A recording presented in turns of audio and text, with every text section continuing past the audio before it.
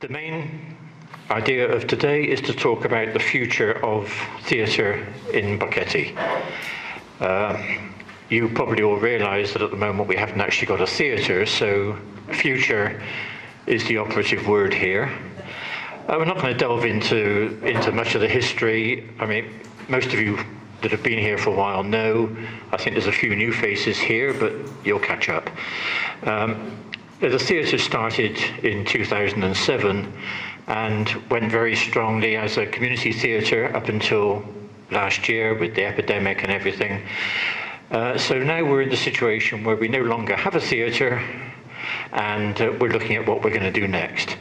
Now, we're going to be fairly fast moving this morning, I think, because we've got quite a lot of ground to cover, as you can tell by the number of people here who want to talk.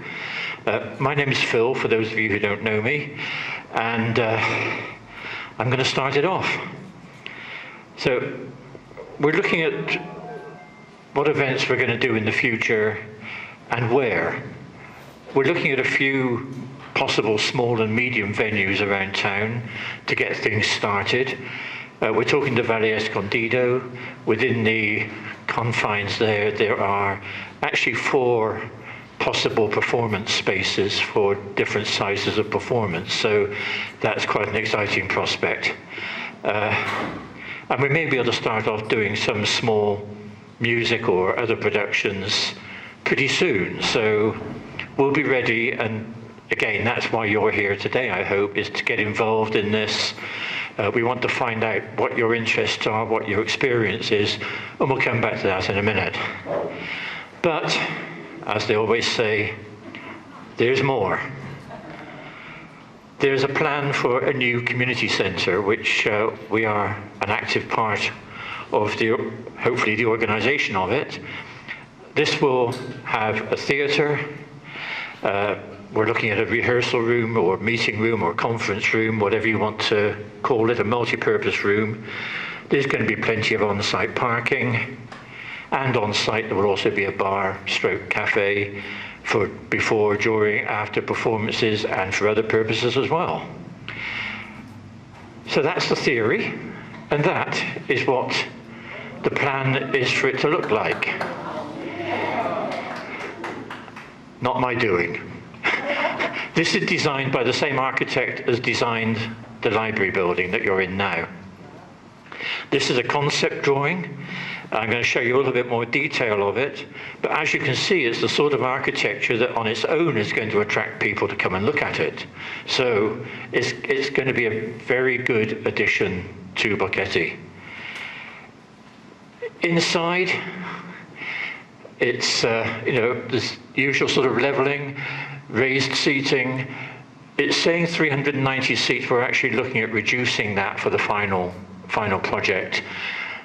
Nice big stage, plenty of headroom, and a good backstage area. Looking in a bit more detail, as I say, this was the original concept. It is going to be scaled down a bit, largely to make room for an extra room, extra building, but also we think that the ideal size is going to be between 250 and 275 seats.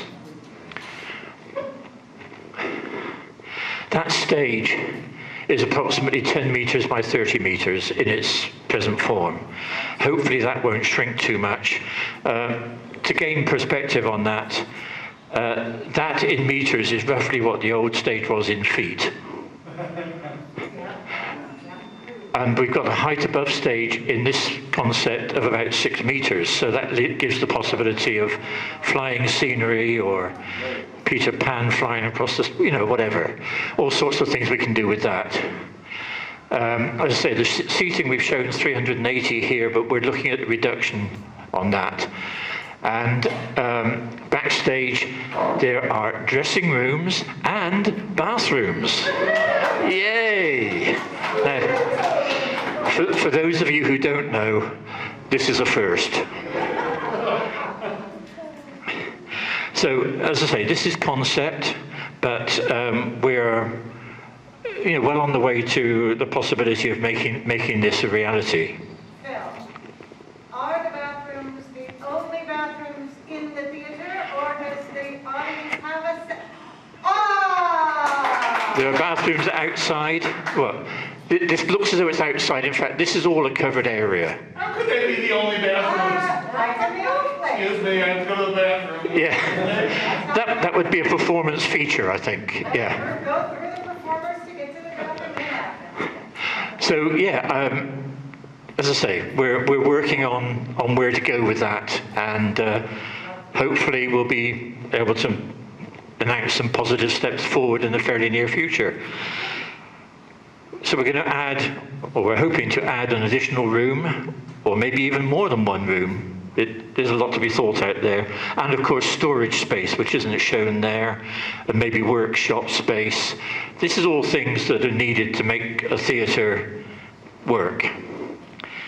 Of course, there is one big issue with having a theatre like this: money. We are working on the estimate, which is slightly bumped up from the original estimate by the architect. We're working on it costing about $2 million to do the building. And we are talking US dollars here. $2 million. So we're looking for major donors, and other donors don't have to be major. Anyone who wants to donate more than 100,000, please see me afterwards, or send me an email. We'll keep you quiet, keep you private.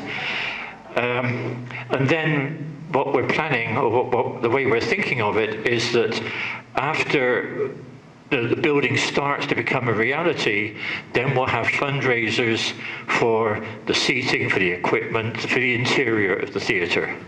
We think that'll be much easier to do once we've actually got some bricks on the way. The one really good bit of news is we already have a pledge from an anonymous donor for half of that cost. That is amazing. This donor will match other donations up to $1 million. So we're halfway there already for the building. And that is absolutely fantastic. Okay, right.